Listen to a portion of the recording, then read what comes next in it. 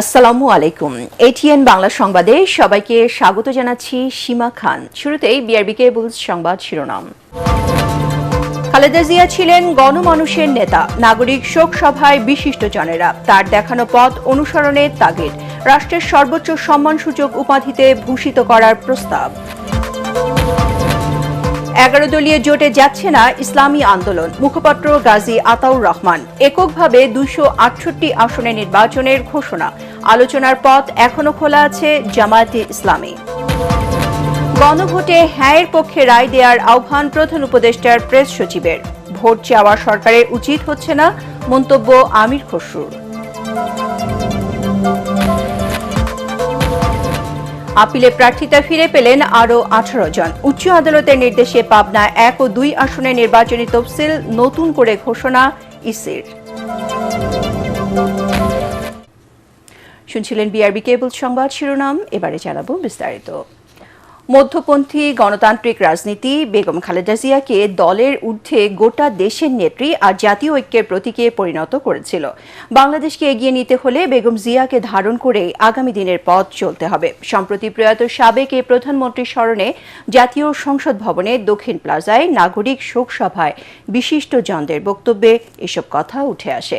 বেগম জিয়াকে মরণোত্তর সর্বোচ্চ সম্মানসূচক উপাধিতে ভূষিত করতে অন্তর্বর্তী সরকারের প্রতি দাবি জানান সাবেক প্রধান বিচারপতি সৈয়দ জে আর মোদাচ্ছের হোসেন।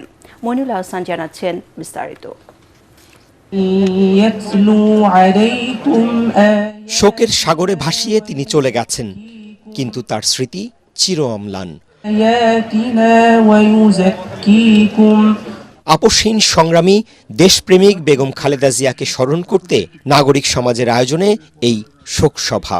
অনেক দরিদ্র পরিবারকে নতুন আশার আলো দেখিয়েছিল। জাতীয় সংসদ ভবনের দক্ষিণ প্লাজায় এই আয়োজনে যোগ দিয়েছিলেন সমাজের নানা ক্ষেত্রে প্রতিষ্ঠিত দেশ বরেণ্য ব্যক্তিরা। বিএনপি চেয়ারম্যান তারেক রহমান, তার স্ত্রী ডাক্তার জুবাইদা রহমান, কন্যা ব্যারিস্টার জাইমা রহমান সহ পরিবারের সদস্যরা ছিলেন শ্রোতার সারিতে। নাগরিক শোক সভায় বাংলাদেশে নিযুক্ত বিভিন্ন দেশের কূটনীতিক, রাজনৈতিক দলের নেতৃবৃন্দ ছাড়াও ছিলেন অন্তর্বর্তী সরকারের বেশ কয়েকজন উপদেষ্টা। বক্তাদের তালিকায় ছিলেন ধর্মীয় আর পাহাড়ি জনগোষ্ঠীর প্রতিনিধিরাও। কেন বেগম খালেদা জিয়া অন্যান্য রাজনীতিবিদদের চেয়ে আলাদা, সে কথা উঠে আসে বক্তাদের বক্তব্যে। তিনি কেবলমাত্র জাতীয়তাবাদী দলের নেত্রী ছিলেন না, সত্যিকার অর্থেই মানুষের এবং দেশের নেত্রী হয়ে উঠেছিলেন, যা দল মত নির্বিশেষে লক্ষ লক্ষ মানুষের জানাজায় অংশগ্রহণ করার মধ্য দিয়ে প্রমাণিত হয়েছে। উনি যে নিদর্শন রেখে গেছেন, উনি ব্যক্তিগতভাবে যে দেখিয়ে গেছেন, সেটার জন্য আমরা একটি অসাম্প্রদায়িক, বহুত্ববাদী, অন্তর্ভুক্তিমূলক একটি বাংলাদেশ যাতে করতে পারে। বেগম জিয়া কেন এত জনপ্রিয় ছিলেন? তার একটা কারণ তো অবশ্যই স্বামীর মতোই তার দেশপ্রেম ছিল। আরেকটি কারণ হচ্ছে তার সংগ্রামী জীবন। প্রাথমিক শিক্ষার বিস্তার, মেয়েদের পড়াশোনার সহায়তা, অনেক দরিদ্র পরিবারকে নতুন আশার আলো দেখিয়েছিল। রাজনৈতিক প্রতিহিংসার কারণে হাস্যকর মামলায় বেগম জিয়াকে সাজা আর কারারুদ্ধ অবস্থায় চিকিৎসা বঞ্চিত করে মৃত্যুর দিকে ঠেলে দেওয়া হয়েছিল, এমন অভিযোগ করেন আইনজীবী, চিকিৎসকরা। আমাদের কাছে তথ্য আছে, কনসিস্টেন্টলি খারাপ দেখাচ্ছিল। It was showing that her liver is being damaged. কিন্তু একটা আলট্রাসোনোগ্রাফি পর্যন্ত ম্যাডামের করা হয় নাই। উনি অবাক হয়ে বলেছিলেন যে আমি মেরে খেয়েছি এতিমের টাকা। বিস্মিত এবং ব্যথিত হয়ে বলেছিলেন। এই বাক্যটাকে বিচারক লিখেছিল যে বেগম জিয়া নিজেই স্বীকার করেছেন তিনি কাজটা করেছেন। এত জঘন্য বিচার, আমি আইনের ছাত্র হিসেবে বলি, এত জঘন্য একটা বিচার হয়েছে। তিনি স্পষ্ট করে বলেছেন যে আমাদের প্রতিহিংসা রাজনীতি থেকে বেরিয়ে আসতে হবে, এবং এই কথাটা যদি আমরা মনে রাখি, তা আমাদেরকে সবার আগে যে জিনিসটা শুরু করতে হবে সেটা হচ্ছে একটা পলিটিক্স অফ রিকনসিলিয়েশন। বক্তারা বলেন, বেগম খালেদা জিয়ার আপোষহীন সংগ্রামী জীবন আজীবন বাংলাদেশের মানুষকে পথ দেখাবে। খালেদা জিয়ার যে শেষ বাণী, জ্ঞান ভিত্তিক সমাজ, আমরা যেন এটা অন্তরে সবার ভেতরে আমরা উপলব্ধি করি। The future of Bangladesh depends on a knowledge based society. বাংলাদেশের মানুষ আজকে স্বাধীনভাবে ঘৃণাও প্রকাশ করতে পারছে, স্বাধীনভাবে ভালোবাসাও প্রকাশ করতে পারছে। এই জন্য এক নেত্রীর ঠাঁই হয়েছে মানুষের হৃদয়ে, আরেকজনের ঠাঁই হয়েছে বিতাড়িত ভূমিতে। আগামী দিনের যে ইতিহাস এই জনপদে সৃষ্টি হবে, তার প্রপেলার হবেন, তার ড্রাইভিং ফোর্স হবেন বেগম খালেদা জিয়া এবং তার আদর্শ। আমি এই বর্তমান সরকারকে অনুরোধ করব, খালেদা জিয়াকে যেন সর্বোচ্চ সম্মানসূচক উপাধি দেওয়া হয়। আয়োজকরা জানান, এটি কোনো রাজনৈতিক কর্মসূচি নয়, দেশনেত্রীর প্রতি জাতীয় পর্যায়ের মর্যাদাপূর্ণ শ্রদ্ধা নিবেদনের মানবিক উদ্যোগ। গত ৩০ ডিসেম্বর ৮০ বছর বয়সে ইন্তেকাল করেন কিংবদন্তি এই নেত্রী। রাষ্ট্রীয় মর্যাদায় জিয়া উদ্যানে স্বামীর কবরের পাশে তাকে দাফন করা হয়। বেগম খালেদা জিয়া তার দীর্ঘ রাজনৈতিক জীবনে বিভিন্ন সময় নির্যাতন, নিপীড়ন, প্রতিহিংসার শিকার হয়েছিলেন। তারপরও মৃত্যুর কিছুদিন আগে সর্বশেষ দেয়া বক্তব্যে বেগম জিয়া প্রতিশোধ, প্রতিহিংসা নয়, সবাইকে সাথে করে নিয়ে বাংলাদেশ গড়ে তোলার আহ্বান জানিয়েছিলেন। নাগরিক শোক সভায় বক্তারা বেগম জিয়ার সেই আহ্বানে সাড়া দিয়ে সবাইকে ঐক্যবদ্ধভাবে বাংলাদেশ গড়ে তোলার আহ্বান জানালেন। মইনুল হাসান, এটিএন বাংলা, ঢাকা। জোটে নয়, এককভাবে জাতীয় নির্বাচনে অংশ নেওয়ার ঘোষণা দিয়েছে ইসলামী আন্দোলন বাংলাদেশ। জামাত ইসলামী নেতৃত্বাধীন 11 দলীয় জোটে নির্বাচন না করার এই সিদ্ধান্তের কথা জানান দলটির জ্যেষ্ঠ যুগ্ম মহাসচিব ও মুখপাত্র গাজী আতাউর রহমান। তিনি বলেন, আসন্ন ত্রয়োদশ জাতীয় সংসদ নির্বাচনে 268 আসনে প্রতিদ্বন্দ্বিতা করবেন তারা। জামায়াতের দাবি, আসন সমঝোতা ও রাজনৈতিক আলোচনার ক্ষেত্রে কোনো পক্ষকে অসম্মান বা চাপ প্রয়োগ করা হয়নি। আলোচনার পথ এখনো খোলা আছে। মনির হোসেন, তপুর রিপোর্ট। ত্রয়োদশ জাতীয় সংসদ নির্বাচনের মনোনয়ন প্রত্যাহার এবং প্রতীক বরাদ্দে সময় বাকি আছে মাত্র কয়েকদিন। এই অবস্থায় সার্বিক পরিস্থিতি বিবেচনা করে 11 দলীয় জোট থেকে নিজেদের সরিয়ে নেয়ার ঘোষণা দেয় ইসলামী আন্দোলন বাংলাদেশ। পুরানা পল্টনে দলটির কেন্দ্রীয় কার্যালয়ে সংবাদ সম্মেলনে এই ঘোষণা দেওয়া হয়। একই সাথে তাদের মনোনীত 268 জনের কেউই মনোনয়ন প্রত্যাহার করবেন না বলেও জানানো হয়। নীতি আদর্শের প্রশ্নে, রাজনৈতিক প্রশ্নে, ইনসাফের প্রশ্নে আমরা বৈরিতার শিকার হয়েছি। দেশের ইসলামপন্থী জনতার আবেগের সঙ্গে কিছুতেই প্রতারণা করতে পারেন না তারা বলেও জানান তিনি। এখন যখন ক্ষমতায় যাওয়ার মতো অবস্থা তৈরি হয়েছে, তখন তারা আল্লাহর আইন থেকে সরে গেলেন। তারা প্রচলিত আইনে রাষ্ট্র পরিচালনা করবেন এই কথা যখন ঘোষণা করলেন, যেটা মনে হয়েছে তারা ক্ষমতাটাকেই একমাত্র মুখ্য মনে করছে। জামাতে ইসলামীর পক্ষে দলটির সহকারী সেক্রেটারি জেনারেল অ্যাডভোকেট এহসানুল মাহবুব জুবায়ের বলেন, প্রতিটি বিষয়ে স্বচ্ছতা, বাস্তবতা ও পারস্পরিক সম্মান বজায় রেখেই সিদ্ধান্ত হয়েছে। যেহেতু জোট হয় নাই, জোট হলে এখানে আহ্বায়ক থাকতেন বা ইত্যাদি কাঠামো থাকতো, এদের কোনো কাঠামো করা হয় না। বাই রোটেশন এখানে সভাপতিত্ব করেছে, সব দল একসাথে আলোচনা করে এই আসনগুলো রাখা হয়েছিল তাদের জন্য। যদি আসেন তো আলহামদুলিল্লাহ, যদি না আসেন তাহলে মানে জোট সিদ্ধান্ত নেবে। আমাদের যেটা এখন 11 দলীয় নির্বাচনী ঐক্য যেটা আমরা নাম দিয়েছি, তখন এটা বসে ওনারা সিদ্ধান্ত নেবেন। ধারণা করা হচ্ছে আসন সমঝোতা সহ বিভিন্ন বিষয়ে নীতিগতভাবে একমত হতে না পারার কারণেই এই বিচ্ছেদ। মনির হোসেন, তপু, এটিএন বাংলা, ঢাকা। নির্বাচন নিয়ে কোনো শঙ্কা নেই। সুষ্ঠু উৎসবমুখর পরিবেশে জাতীয় সংসদ নির্বাচন অনুষ্ঠানে সকল প্রস্তুতি সম্পন্ন বলে জানিয়েছেন প্রধান উপদেষ্টার প্রেস সচিব শফিকুল আলম। সকালে ব্রাহ্মণবাড়িয়ার আখাউড়ায় হযরত শাহ সৈয়দ আহমেদ গেসু দরাজ শাহ পীর কল্লার মাজার পরিদর্শন ও জিয়ারত শেষে তিনি একথা জানান। এদেশে অপশাসন অথবা স্বৈরাচার যেন আর ফিরে না আসে, সেজন্য গণভোটে হ্যাঁয়ের পক্ষে রায় দেওয়ার জন্য সবার প্রতি আহ্বান জানান তিনি। কোনো ধরনের কোনো সমস্যা তৈরি হবে না। এটা ফ্রি হবে, ফেয়ার হবে, পিসফুল হবে, ক্রেডিবল হবে, ইনক্লুসিভ হবে এবং ফেস্টিভ হবে। এই যাবৎকালে যতগুলো ইলেকশন দেখেছেন, this will be one of the best. খুব ভালো ইলেকশন হবে এবং আপনারা সবাই আপনাদের যে ডেমোক্রেটিক রাইটস এগোবেন। আর আমরা সবাইকে আহ্বানও করছি যে আপনারা হা ভোট দিবেন। সরকারের দায়িত্ব হচ্ছে ভোট দিতে জনগণকে উৎসাহিত করা। কোনো বিশেষ ভোটের পক্ষে ভোট চাওয়া সরকারের উচিত হচ্ছে না বলে মন্তব্য করেছেন বিএনপির স্থায়ী কমিটির সদস্য আমির খসরু মাহমুদ চৌধুরী। জনগণ বিষয়টিকে ভালোভাবে নিচ্ছে না বলেও মন্তব্য করেন তিনি। চট্টগ্রামে এক অনুষ্ঠান শেষে সাংবাদিকদের তিনি একথা বলেন। কোনো বিশেষ কারণে ভোট দেওয়ার কথা সরকার এবং সরকারের লোকজনের বলা অনুচিত উল্লেখ করে এতে জনমনের সন্দেহ তৈরি হচ্ছে বলেও জানান এই বিএনপি নেতা। সরকারের দায়িত্ব হচ্ছে জনগণকে উদ্বুদ্ধ করা ভোট দেওয়ার জন্য। কোনো বিশেষ কারণে ভোট দেওয়ার কথা সরকারের বলা উচিত না। তো আমি সরকারকে বলবো ভোট দেওয়ার জন্য জনগণকে আপনারা উৎসাহিত করুন। রাজধানী উত্তরায় একটি আবাসিক ভবনে আগুনের ঘটনায় একই পরিবারের 3 জন সহ নিহতের সংখ্যা বেড়ে দাঁড়িয়েছে 6। আহত অবস্থায় 19 জনকে ভর্তি করা হয়েছে বার্ন ইনস্টিটিউট সহ বিভিন্ন হাসপাতালে। তাদের মধ্যে অনেকের অবস্থা আশঙ্কাজনক বলে জানিয়েছেন চিকিৎসকরা। বৈদ্যুতিক শর্ট সার্কিট থেকে আগুনের সূত্রপাত হয়ে থাকতে পারে বলে ধারণা ফায়ার সার্ভিসের। মিজান শাহজাহানের রিপোর্ট। রাজধানীর উত্তরার 11 নম্বর সেক্টরের 18 নম্বর সড়কে 6ষ্ঠ তলা ভবনের 2য় তলায় শুক্রবার সকাল 7:40 আগুন লাগে। এতে কালো ধোঁয়ায় আটকা পড়েন পুরো ভবনের বাসিন্দারা। 5ম তলায় কালো ধোঁয়ায় শ্বাস বন্ধ হয়ে ঘটনাস্থলে একই পরিবারের 3 জন মারা যান। পরে অগ্নিদগ্ধদের স্থানীয় কুয়েত মৈত্রী হাসপাতালে নেওয়া হলে আরও 2 জন মারা যান। আর জাতীয় বার্ন ইনস্টিটিউটে মৃত্যু হয় আরও একজনের। আমি দেখছি আপনার এই বেলকনিতে লোক ছিল, ওই উপরে বেলকনিতে লোক ছিল, 6 তলায়, 7 তলায়, 5 তলায়। ফজলে রাব্বি ও আফরোজা আক্তার সুবর্ণা দম্পতি, তারা দুজনেই আলাদা 2টি ওষুধ কোম্পানিতে চাকরি করতেন। এ আগুন কেড়ে নিয়েছে তাদের দুজনের জীবন। রক্ষা পায়নি 2.5 বছরের শিশু সন্তানও। 11 বছরের বড় ছেলে নানুর বাসায় থাকায় প্রাণে রক্ষা পেলেও তার 2 চোখে এখন কেবলই শূন্যতা। শুক্রবার ছুটির দিনকে ঘিরে অনেক পরিকল্পনা নিয়ে ঘুমিয়েছিলেন তারা। সকালে দুর্ঘটনার পর বাসার সামনে তাদের লাশের গাড়ি। স্থানীয়রা জানান, ছাদের দরজা তালাবদ্ধ থাকার কারণে আটকা পড়েন ভবনটির বাসিন্দারা।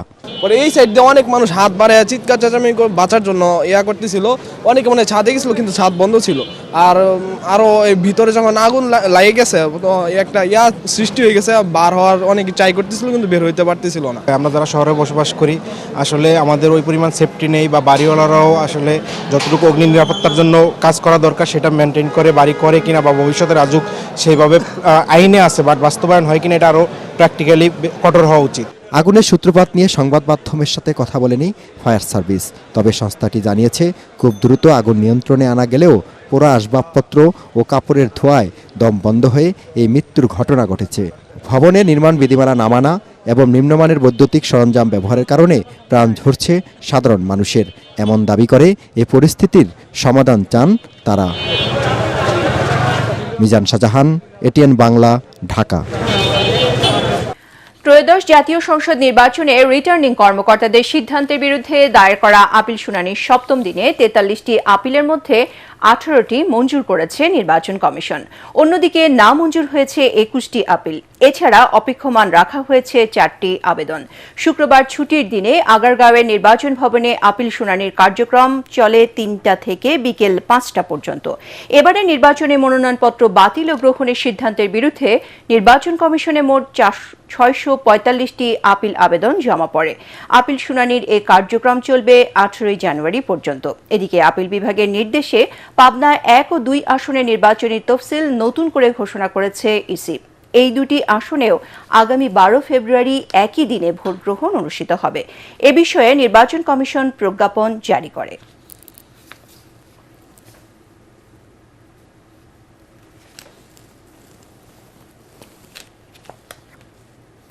বিএনপির চেয়ারম্যান তারেক রহমানের সঙ্গে বৈঠক করেছেন যুক্তরাষ্ট্রের বাণিজ্য প্রতিনিধি জেমিসন গ্রিয়ার।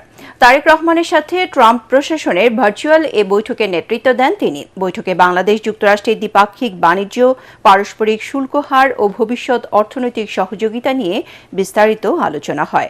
এতে উপস্থিত ছিলেন দক্ষিণ ও মধ্য এশিয়া বিষয়ক সহকারী মার্কিন বাণিজ্য প্রতিনিধি ব্রেন্ডন লেঞ্চ, দক্ষিণ ও মধ্য এশিয়া বিষয়ক পরিচালক এমিলি অ্যাশবি, বিএনপির যুগ্ম মহাসচিব আন্তর্জাতিক বিষয়ক কমিটির সদস্য হুমায়ুন কবির। সন্ত্রাস, মাদক ও কিশোর গ্যাংমুক্ত কালীগঞ্জ উপজেলা গড়ার প্রতিশ্রুতি দিয়ে ভোটারদের দাঁড়ে দাঁড়ে ছুটছেন গাজীপুর ৫ আসনের প্রার্থীরা। বিএনপি মনোনীত প্রার্থী একেএম ফজলুল হক মিলন বলেন, অবকাঠামোগত উন্নয়নের পাশাপাশি সুশাসন প্রতিষ্ঠার চ্যালেঞ্জ নিতে চান তিনি। আর জামায়াতের প্রার্থী খায়রুল হাসান বলেন, ব্যালট বিপ্লবে তরুণ ভোটাররা নতুন ইতিহাস সৃষ্টি করবে ১২ই ফেব্রুয়ারি। প্রতিনিধি মাজহারুল ইসলাম মাসুমকে সাথে নিয়ে রিপোর্ট করছেন মিজান শাহজাহান। নুরু মিয়ার বয়স ৮১। ৬৫ সাল থেকে ভোটার তিনি বলেন, ভোটের আগে সবাই বড় বড় আশ্বাস দেয়, নির্বাচিত হওয়ার পর সব ভুলে যায়। তার কাছ খাওয়ার কিছু নেই আমার, তার সাথে চাই ভালো ব্যবহার, সৎ লোক করতে হবে, ভালো ব্যবহার, সন্ত্রাসমুক্ত এলাকার মানুষ যাতে শান্তিতে বাস করতে পারে, সেটি আমাদের পথ। নুরু মিয়ার মতো প্রবীণ মানুষ যেরকম শান্তিপূর্ণ রাজনীতির চর্চা চান, একই রকম চাওয়া তরুণ ভোটারদেরও। মাদক মুক্ত, নেশা মুক্ত যাতে গড়ে তুলতে পারে, শিক্ষিত একটা সমাজ গড়ে তুলতে পারে, এই জন্য আমরা একটা আশাবাদ নিয়ে আছি, ভালো ব্যক্তিকে আমরা ভোট দিব। কালীগঞ্জ উপজেলার ৩,৩৩,০০০ ভোটার ১২ ফেব্রুয়ারি নির্বাচন করতে যাচ্ছেন তাদের প্রতিনিধি। এর মধ্যে খ্রিস্টান জনগোষ্ঠী ১৬,০০০-এর মতো। আসনটিতে বিএনপির প্রার্থী সাবেক সংসদ সদস্য ফজলুল হক মিলন বলেন, ধানের শীষের পক্ষে জোয়ার বইছে। সকলের সম্মিলিত প্রচেষ্টা, আন্তরিক প্রচেষ্টা, আন্তরিক চেষ্টা এবং ঐকান্তিক ভারসাম্য নিয়ে মানুষ যে অধীর আগ্রহে বসে আছে, আগামী ১২ই ফেব্রুয়ারি সেই নির্বাচনের মাধ্যমে ভোটাধিকার প্রয়োগ করবে। আমি আশা করি সেই সরকার যে হবে, সেই সরকার হবে জনকল্যাণমুখী, জনদরদী। জামাতের প্রার্থী খায়রুল হাসান বলেন, শিল্প কারখানা গড়ে উঠলেও কালীগঞ্জের মানুষের ভাগ্যের কাঙ্ক্ষিত পরিবর্তন হয়নি। লেভেল প্লেয়িং ফিল্ড, আমরা আশা করছি যে সেটা যদি হয়, স্বতঃস্ফূর্তভাবে জনগণ এবার তাদের পছন্দের ব্যক্তি এবং দলকে বেছে নেবে। আমি আশা করছি ইনশাল্লাহ দাঁড়িপাল্লা প্রতীকে বাংলাদেশ জামাত ইসলামীর পক্ষে জনগণ ন্যায় ইনসাফের পক্ষে তাদের রায় দিবে। প্রার্থীদের সাথে নিয়মিত মত বিনিময় সভা করে আচরণবিধির ব্যাপারে সতর্ক বার্তা দিচ্ছেন রিটার্নিং কর্মকর্তা। ভোটাররা বলছেন, অবকাঠামোগত উন্নয়ন হলে সুশাসন প্রতিষ্ঠিত হয় না। এজন্য আগামীতে যিনি সংসদ সদস্য নির্বাচিত হবেন তাকে সুশাসন প্রতিষ্ঠা করতে হবে, কিশোর গ্যাং ও মাদক মুক্ত একটি কালীগঞ্জ গড়ে তুলতে হবে। মিজান শাহজাহান, এটিএন বাংলা, কালীগঞ্জ, গাজীপুর। সালাম স্টিল ভোটের গাড়ি নিয়ে আমাদের সহকর্মী তরিক ইসলাম আছেন খুলনার শিববাড়িতে। তিনি জানাচ্ছেন সেখানকার নির্বাচনের খবর। সালাম স্টিল ভোটের গাড়ি নিয়ে আজ আমরা চলে এসেছি শিল্পনগরী খুলনাতে। আর সারাদিন আমরা এখানকার ভোটারদের সঙ্গে কথা বলেছি, জানতে চেয়েছি আগামী ত্রয়োদশ জাতীয় সংসদ নির্বাচন নিয়ে তাদের ভাবনা কি। কোনো সরকারি নানান প্রতিশ্রুতি দিছে, কিন্তু কোনো বাস্তবায়ন করেনি। আমরা খুলনার যারা স্থানীয়, আমরা খুব বঞ্চিত। আমরা খুলনার লোক, আমরা আসলে গর্ব করি খুলনার লোক হিসাবে, কিন্তু খুলনাতে সবসময় বাইরের লোক এসে ডমিনেট করে, কিন্তু তারা খুলনার উন্নয়ন থেকে নিজেদের উন্নয়নের দিকে খেয়াল দেয়। এবার খুলনায় যারা আছেন তারা যোগ্য প্রার্থী বলে মনে করি, এবং আমি এবং আমরা খুলনাবাসী সবাই আশা করি যেন তারা যেন খুলনার উন্নয়নের দিকে খেয়াল দেবেন, এটাই আমরা প্রত্যাশা করি। দীর্ঘদিন যাবৎ খুলনা উন্নয়ন থেকে বঞ্চিত। এটা শিল্পাঞ্চল হলেও অধিকাংশ শিল্প কারখানা বন্ধ রয়েছে, যার ফলে কর্মসংস্থানের এখানে একটা ব্যাপক একটা ঘাটতি রয়েছে। তো আগামী দিনে যারা নির্বাচনের মাধ্যমে ক্ষমতায় আসবেন তারা যেন এলাকার শান্তি শৃঙ্খলা রক্ষা এবং কর্মসংস্থানে বিশেষ ভূমিকা পালন করে, এটাই তাদের প্রত্যাশা। তো সালাম স্টিল ভোটের গাড়ি খুলনা থেকে এই ছিল আমার কাছে সবশেষ। শিক্ষা ও চিকিৎসা সহ বেশ কিছু মৌলিক অধিকার থেকে বঞ্চিত জামালপুর ২ আসনের ভোটাররা। নেই ভালো মানের কোনো শিক্ষা প্রতিষ্ঠান, আবার চিকিৎসার জন্য ছুটতে হচ্ছে ময়মনসিংহ শহরে। এখানকার অধিকাংশ মানুষ দরিদ্র হওয়ায় তাদের প্রধান জীবিকা কৃষিকাজ।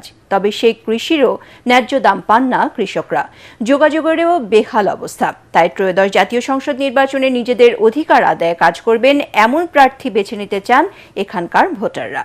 খায়রুল ইসলামের রিপোর্ট।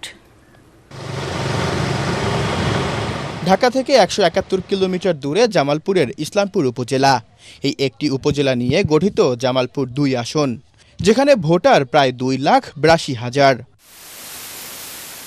ভোটাররা বলছেন, স্বাধীনতার ৫৫ বছরে এই আসন থেকে এমপি মন্ত্রী হয়েছেন অনেকেই, কিন্তু তারা এখানকার উন্নয়নে রাখেননি তেমন ভূমিকা।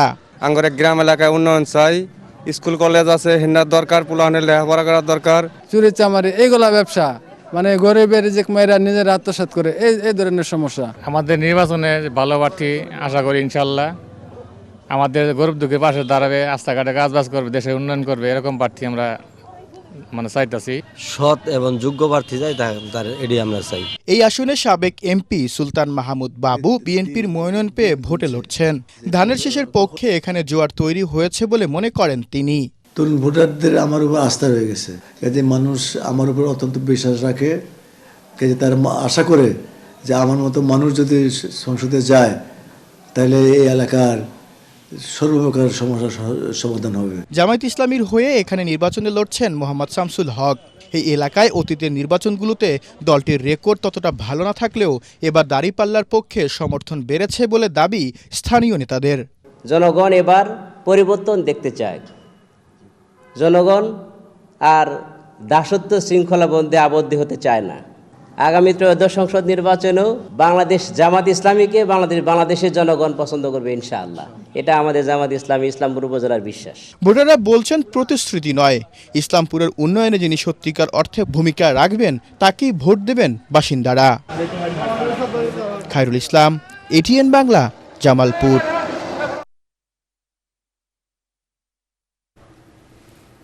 সালাম স্টিল ভোটের গাড়ি নিয়ে নারায়ণগঞ্জ ৩ আসনের সোনারগাঁও থেকে ভোটের খবর জানাচ্ছেন সহকর্মী জামিল হাসান শান্ত। সালাম স্টিল ভোটের গাড়ি নিয়ে আমরা বর্তমানে অবস্থান করছি সোনারগাঁওয়ে। এটি নারায়ণগঞ্জ ৩ আসনের অন্তর্ভুক্ত। আজ সারাদিন আমরা এই আসনটি ঘুরে দেখেছি। এই আসনে যারা স্থানীয় বাসিন্দা রয়েছে তাদের সাথে আমরা কথা বলে যতটুকু জানতে পেরেছি, এলাকায় কিন্তু বিশুদ্ধ পানির একটি চরম সংকট রয়েছে।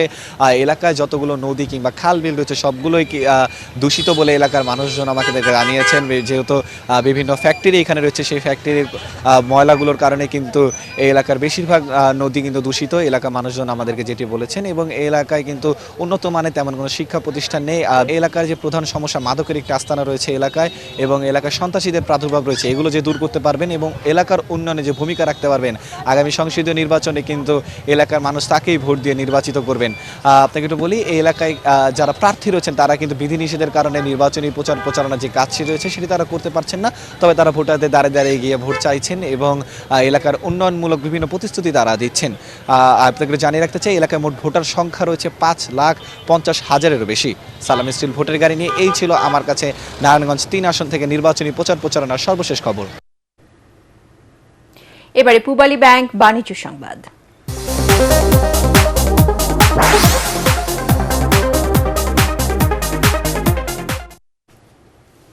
ভরা মৌসুমেও কমছে না সবজির দাম, বেড়েছে সব ধরনের চালের দাম কেজিতে 7 থেকে 8 টাকা। এদিকে গরুর মাংসের দাম স্থিতিশীল থাকলেও বেড়েছে মুরগির দাম। রাজধানী বাজার দর নিয়ে জেমস হামিমের রিপোর্ট। শীতকাল মানেই বাজারে থরে থরে সাজানো শীতের সবজি। ক্রেতাদের নাগালের বাহিরে আসায় সে স্বাদ উপভোগ করতে পারছে না নগরবাসী। কাঁচা তরকারির দাম গত সপ্তাহে এই সপ্তাহে তেমন পরিবর্তন হয় নাই। যখন সিজনে মনে করেন যে মাল প্রোডাকশন হয় জমিতে, তখন ঠিকই দাম কম হয়। আর যখন না থাকে তখন তো কাঁচামরিচ বাজার হয়ে যায় 400 টাকা। এই এক সপ্তাহের মধ্যে দাম অনেক বাড়ছে। মাছ, তরকারি, মুরগি, কোনো কিছু বাদ নাই, সবকিছু দামে বাড়ছে। এখন এইভাবে বাড়তে থাকলে তো আমরা একটা লাগান হতে পারতেছি না। আমরা যারা প্রতিদিন যারা নিত্য বাজারে আসি, আমাদের পক্ষে আসলে যদি 10টা আইটেম নিয়ে আসি চিন্তা করে বাসায় নিয়ে যেতে হয় 7টা আইটেম। আমরা তো এত টাকা দিন আমার সম্ভব না। হেরা বলে নিলে না নিলে বাদ দিন। তবে ভরা মৌসুমেও চালের দাম কেজিতে বেড়েছে 7 থেকে 8 টাকা। এ নিয়ে ক্ষুব্ধ সাধারণ মানুষ। গত সপ্তাহের তুলনায় এই সপ্তাহে বেড়েছে আপনার মিনিকেট বাড়ছে কেজি প্রতি 3 টাকা 4 টাকা। এটা সিন্ডিকেটের কারণে। আপনি গেজের সপ্তাহ তুলনায় এই সপ্তাহ প্রতি মুরগির কেজি আপনি 20-30 টাকা। শীতের কারণে আপনার অনেক মুরগির খামার নষ্ট হয়ে গেছে, হওয়ার কারণে আপনার মুরগির আমদানি কম। এদিকে বাজারে দেশি মাছের সরবরাহ থাকলেও দাম চওড়া, তবে স্থিতিশীল রয়েছে গরু মাংসের দাম। জেমস হামিম, এটিএন বাংলা, ঢাকা। অনুষ্ঠিত হচ্ছে ৪৪ ঢাকা আন্তর্জাতিক চলচ্চিত্র উৎসব। এবারের আসরে ৯১টি দেশে ২৪৫টি চলচ্চিত্র প্রদর্শিত হবে। রেইনবো চলচ্চিত্র সংসদের আয়োজনে উৎসবে রয়েছে Asian film competition, Bangladesh panorama, women film maker, spiritual film সহ মোট 10টি বিভাগ। উৎসবে প্রথমবারের মতো কক্সবাজারের লাবণী বিচে open air screening, women in cinema আন্তর্জাতিক সম্মেলন, ওয়েস্ট মিস্ট east screen play lab, master class ও আর্ট এক্সিবিশন সহ নানা আয়োজন রয়েছে। সংস্কৃতি উপদেষ্টা মোস্তফা সরওয়ার ফারুকের উপস্থিতিতে আগামী 18 জানুয়ারি সমাপনী আয়োজনের মধ্য দিয়ে পর্দা নামবে এবারের আসরের। এবারে খেলার খবর।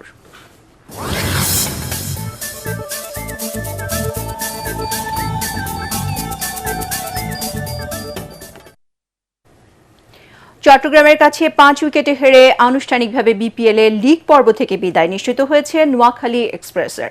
নোয়াখালী এক্সপ্রেসের 126 রান তাড়া করতে নেমে মেহেদীর দল লক্ষ্যে পৌঁছে যায় 18 বল আর 5 উইকেট হাতে রেখে।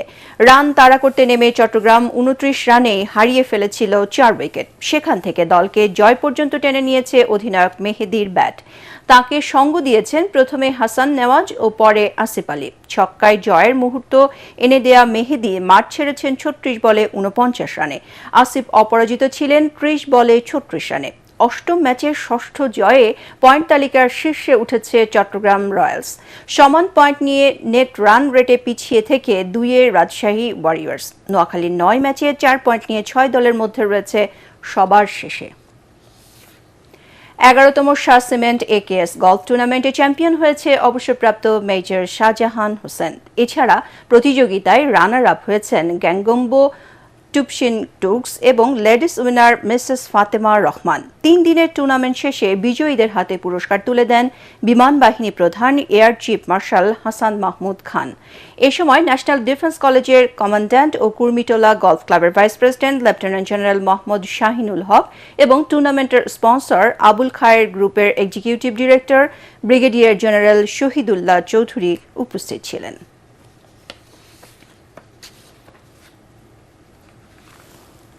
সংবাদ শেষ করার আগে বিআরবি কেবল শিরোনামগুলো আরও একবার।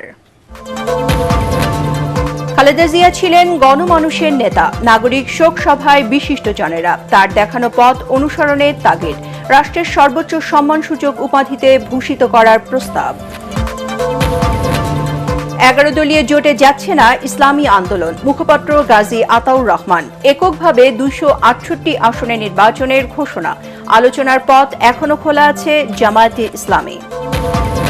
গণভোটে হ্যাঁয়ের পক্ষে রায় দেওয়ার আহ্বান প্রধান উপদেষ্টার প্রেস সচিবের। ভোট চাওয়া সরকারের উচিত হচ্ছে না মন্তব্য আমির খসরুর। আপিলে প্রার্থিতা ফিরে পেলেন আরও 18 জন। উচ্চ আদালতের নির্দেশে পাবনা 1 ও 2 আসনে নির্বাচনী তফসিল নতুন করে ঘোষণা ইসির। পরবর্তী সংবাদ দেখার আমন্ত্রণ জানিয়ে এখনকার মতো শেষ করছি। এটিএন বাংলা সংবাদ ইউটিউবে দেখতে ব্রাউজ করুন youtube.com/ATN Bangla News। ধন্যবাদ সবাইকে।